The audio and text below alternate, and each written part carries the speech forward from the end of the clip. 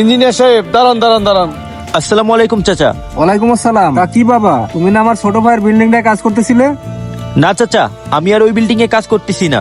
আপনার ভাই local contractor দিয়ে ওই বাড়ির কাজ করাচ্ছে। কি বলো বাবা, এত বড় বিল্ডিং লোকাল কন্ট্রাক্টর দিয়ে করাতে পারবে?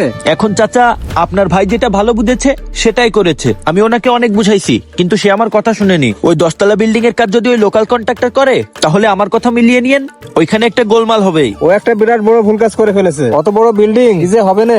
এখন চাচা, আপনার ভাই কি করবে কি না করবে সেটা তার ব্যাপার, তবে আমি বলে দিচ্ছি ওই বিল্ডিং এ একটা ঝামেলা হবেই। সামান্য কয়টা টাকা বাঁচানোর জন্য আপনার ভাই এত বড় একটা রিস্ক নিচ্ছে। ঠিক আছে কাকা, থাকেন, আমি গেলাম। আচ্ছা বাবা, ঠিক আছে। দেখছেন ভাই, আমি আপনারে বলছিলাম না এবারে 10 কোটি টাকা না 7 কোটি টাকায় কমপ্লিট করে দেবো। 7 কোটি টাকায় কমপ্লিট করে দিছি। হ্যাঁ, ইঞ্জিনিয়ার সাহেব বলছিল আমার এই বাড়িটা 10 কোটি টাকায় কমপ্লিট করে দেবে। তুমি আমার 7 কোটি টাকায় করে দিয়ে 3 কোটি টাকা তুমি আমারে বাঁচাই দিছো। হ্যাঁ, আমি আগেই বলছিলাম ওদের শুধু টাকা খাওয়ার ধান্দা। হ্যাঁ, এত সুন্দর একটা বাড়ি করে দেওয়ার জন্য তোমাকে অসংখ্য ধন্যবাদ। ঠিক আছে ভাই, ভালো থেকেন, আমি আসি, আল্লাহ হাফেজ। ঠিক আছে কন্ট্রাক্টর সাহেব, তুমিও ভালো থেকো। আচ্ছা থাকেন তাহলে, আমি গেলাম। ইঞ্জিনিয়ার সাহেব, জি বলেন। ভালো আছেন? জি ভালো আছি, কিন্তু আপনি এখানে? আপনার সাথে একটু কথা বলতাম। আমার সাথে কথা বলবেন? কি কথা বলবেন বলেন। আসলে আমি অনেক বড় বিপদে পড়ে গেছি।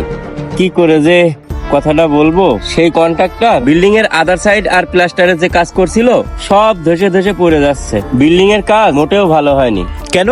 আপনার বিল্ডিং এর প্লাস্টার খসে খসে পড়ে যাচ্ছে কেন? আপনার না একজন ভালো কন্ট্রাক্টর আছে, সে কি কাজ করেছে? সে সব 2 নাম্বার মাল দিয়ে কাজ করেছে, এই জন্যই আজ বিল্ডিং এর এই অবস্থা। তাতে সমস্যা কি? আপনার তো টাকা বেঁচে গেছে, আর আপনি এখন আমাকে এইসব কথা বলতে এসেছেন কেন?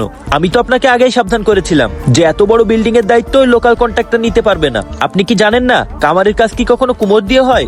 ইঞ্জিনিয়ার সাহেব, সে 10 কোটি টাকার কাজ 7 কোটি টাকায় করে দিতে চাইছিল, তাই তো আমি কাজ করতে দিয়েছিলাম। হ্যাঁ, কাজ করতে দিয়েছিলেন, ভালো কাজ করেছেন। এখন তো আপনার টাকা বেঁচে গেছে, আপনি আমার কাছে আইছেন কি জন্য? ইঞ্জিনিয়ার সাহেব, কি করা যায় বলেন তো একটু? এর কি কোনো উপায় আছে? অবশ্যই উপায় আছে, কেন থাকবে না? ওই ঘর ভেঙে ফেলান, তারপর এখানে ঘর করা যাবে, তাছাড়া আর কোনো লাইন নেই।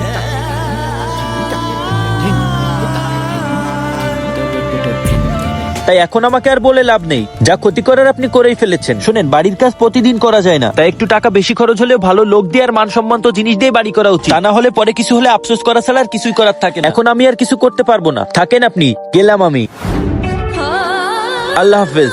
ইঞ্জিনিয়ার সাহেব দাঁড়ান, শোনেন একটু। হায় আল্লাহ, আমি এখন কি করব? বাড়ির কাজ প্রতিদিন করানো যায় না, তাই বুঝে শুনে ভালো লোক দিয়ে বাড়ির কাজ করানো উচিত। তা না হলে আফসোস করা ছাড়া পরে কিছুই করার থাকে না।